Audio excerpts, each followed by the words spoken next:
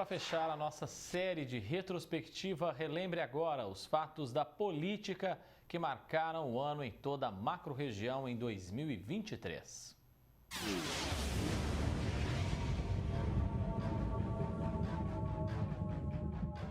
As polêmicas começaram antes mesmo do início das atividades legislativas, dando indícios de um ano politicamente movimentado.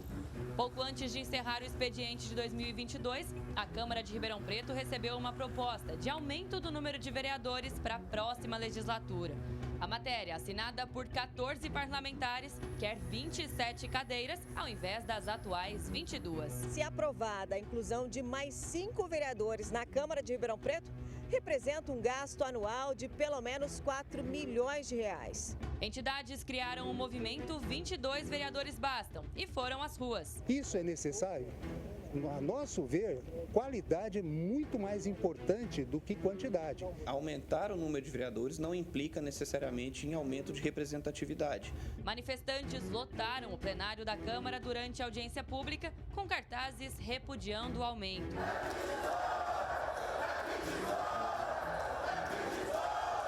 Não é pagando mais que vai fazer melhoria na cidade. É uma vergonha. O que eles fazem? Representa o quê? Logo na primeira sessão do ano, a proposta foi retirada da pauta. Só que o texto continua na casa. Em meio a essa polêmica, outro projeto importante deu entrada na Câmara: o reajuste dos subsídios do alto escalão da Prefeitura e dos vereadores. A matéria tramitou durante o recesso de Carnaval. Nem as entidades, nem a sociedade civil foram ouvidas. Noite tumultuada na Câmara de Ribeirão termina com a aprovação do reajuste de quase 50% nos salários dos vereadores e também no alto escalão da Prefeitura. Vergonha, eu acho que a população de Ribeirão Preto é totalmente contra. Não seria justo porque não vai trazer nenhum benefício para a nossa sociedade. Durante a sessão ainda houve bate-boca entre políticos. Deixa até 9 de dezembro, você fala para todos os vereadores. Respeita minha posição política. Respeita a minha posição política. Eu tenho direito de mudar a posição em qualquer momento. A polêmica ganhou puxão de orelha em rede nacional. A Câmara dos Vereadores de Ribeirão Preto segue a linha da lambança, da busca de privilégio que os vereadores não se cansam de perseguir. As entidades acionaram o Ministério Público por supostos erros durante a tramitação do projeto e um inquérito civil foi instaurado. Existe lá um parecer que, ao que parece, não tem nada a ver com esse projeto. Mesmo assim, os valores foram fixados para o próximo mandato, sem qualquer manifestação do chefe do Executivo. A Câmara de Ribeirão promulgou hoje à tarde a lei que reajustou os salários dos agentes políticos em mais de 49%. A medida foi tomada após o prefeito Duarte Nogueira ficar em silêncio. Ele não sancionou e nem vetou o projeto. E de carona, mais um benefício para os vereadores às custas do povo. 12 novos carros para a Câmara, um gasto de R$1.640.000. O aumento salarial de políticos em Franca, aprovado em dezembro de 2022, também foi parar na promotoria. Os vereadores autorizaram reajuste de 80%, com muitos protestos da população. A votação foi ela não houve transparência, ela foi imoral, abusiva, né? O que a macro-região experimentou na sequência foi uma onda de reajustes que tomou conta das câmaras. Aumentos estrondosos, muitos aprovados na calada da noite, com pressa e sem ouvir a opinião popular. A Câmara de Pirassununga também entrou na onda. A Câmara de Ribeirão Corrente aprovou um pacotão. Entrou para a lista de cidades que aprovaram reajustes. Os vereadores aprovaram um reajuste de quase 90%. A Câmara de Luiz Antônio aprovou um reajuste de mais de 40%. A Câmara de Cravinhos aprovou um aumento salarial. A Câmara de Bebedouro aprova projeto que autoriza aumento de quase 100%. Isso mesmo, 100% nos salários dos vereadores. Se tivesse sobrando dinheiro para todo mundo, era hora de sim rever essa questão. Isso vai sacrificar com certeza os cofres públicos. Orlândia aproveitou o embalo e aprovou um pacote de aumentos. Reajuste de 80% no salário dos vereadores, 50% para prefeito, vice e secretários e ainda 2 novas cadeiras na Câmara para a próxima eleição. Barretos tinha aprovado 80% nos subsídios dos parlamentares, mas o texto foi parar na Procuradoria-Geral do Estado. A solução foi mudar as regras e garantir o reajuste.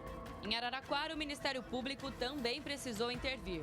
A promotoria recomendou a suspensão do reajuste salarial de secretários municipais.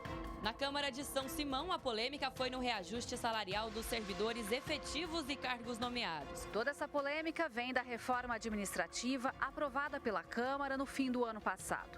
Na ocasião, os cargos de diretores do município viraram secretários. E enquanto os benefícios para eles só aumentam, a população é quem paga mais contas. O Patrocínio Paulista começou a cobrar taxa do lixo. A cobrança mínima é de R$ 60, mas em algumas casas o valor chega perto de 600. Por falar em dinheiro público, o orçamento foi responsável por uma reviravolta no comando de Cristais Paulista. A Câmara apontou que a prefeita Catiúcia Leonardo teria cometido irregularidades no projeto sobre o orçamento anual. Uma comissão processante foi aberta e terminou com a derrubada da chefe do Executivo. A Câmara de Cristais Paulista cassou o mandato da prefeita Catiúcia Leonardo Mendes na noite de ontem. O agora prefeito de Cristais Paulista, Elson Gomes, já se instalou no gabinete do Poder Executivo. Estamos tentando pôr a casa em ordem. Em Pirangi, o Legislativo cassou o mandato da prefeita Ângela Maria Busnardo. O vice assumiu o cargo por 2 meses, até a chefe do Executivo conseguir uma liminar na Justiça e retornar ao comando da Prefeitura. O prefeito de Pirassununga, José Carlos Mantovani, também foi retirado do cargo durante uma operação do Ministério Público, que apurou irregularidades em contratos de limpeza pública. Todos os envolvidos foram afastados de seus cargos aqui na cidade. O prefeito, os secretários de Governo e de Agricultura, o superintendente do Departamento de Água e Esgoto e também a pregoeira do setor de licitações. Os trabalhos de investigação chegaram até Taquaritinga. Por lá, o Ministério Público pediu a cassação do prefeito Vanderlei Márcio por irregularidades nos pagamentos de salários dos servidores. Segundo a promotora, desde 2017, quando ele assumiu o executivo, os valores não estão em dia. Teve suspeita de nepotismo em prefeituras na mira da promotoria. Uma delas em São Joaquim da Barra. A denúncia envolve a nomeação da primeira-dama, esposa do prefeito, para o cargo de diretora de governo e relações institucionais, que teria o maior salário entre os comissionados. Em Orlândia, a filha do vice-prefeito foi exonerada e outras 2 secretarias tiveram a mesma recomendação. 2 ex-prefeitos da cidade foram condenados por corrupção em contratos de coleta de lixo. A decisão, que ainda cabe recurso, deixou os ex-chefes do executivo inelegíveis. A Secretaria de Esportes e Lazer da Prefeitura de Jardinópolis foi alvo de operação da Polícia Civil por suspeita de fraudes em licitações e execução de contrato. A polícia esteve na Prefeitura de Jardinópolis, na Secretaria de Esportes e Lazer do município, na casa do chefe da pasta, André Zanata, e na sede da empresa investigada em Ribeirão Preto. Sertãozinho exonerou mais de 260 servidores da Prefeitura por ordem da Justiça. O Executivo precisou formular uma reorganização administrativa. E os supersalários de Ribeirão Preto continuaram em pauta. A Prefeitura precisou tirar dinheiro dos cofres públicos mais uma vez para socorrer o Instituto de Previdência dos Municipários. A administração já tinha repassado quase 300 milhões de reais, mas faltou verba para o 13º dos aposentados. A Câmara deu aval e mais 50 milhões foram liberados.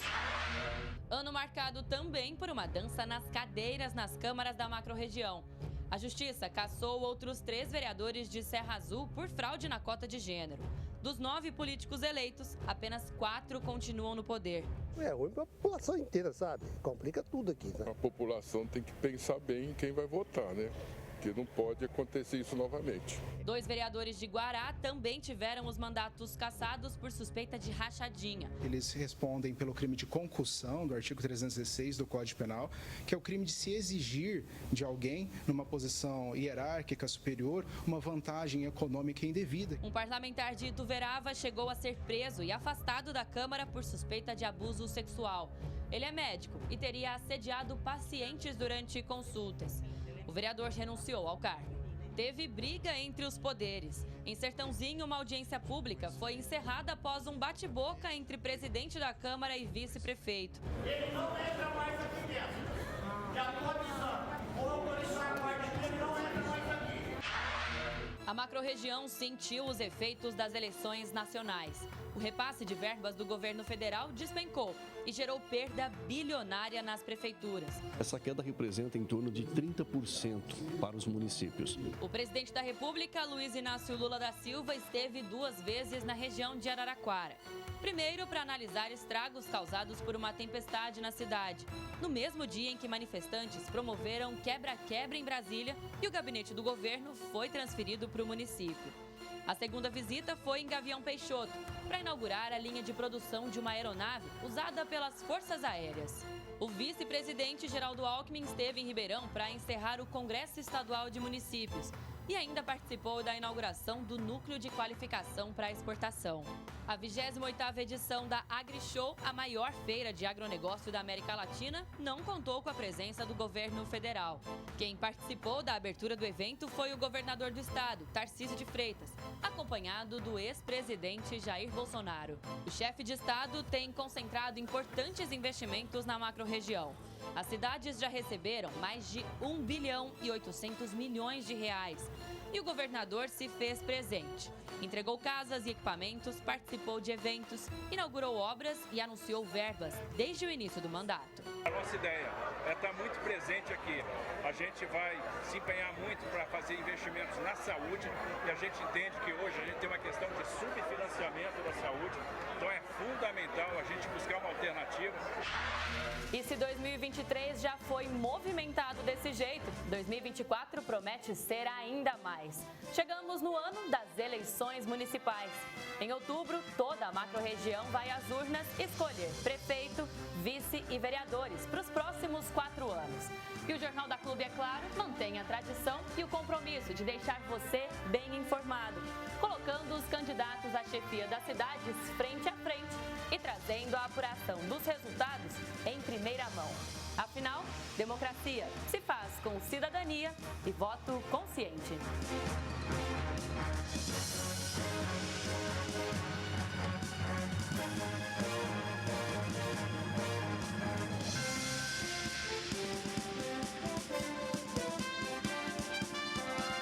Alice Carvalho na retrospectiva 2023 para o Jornal da Clube.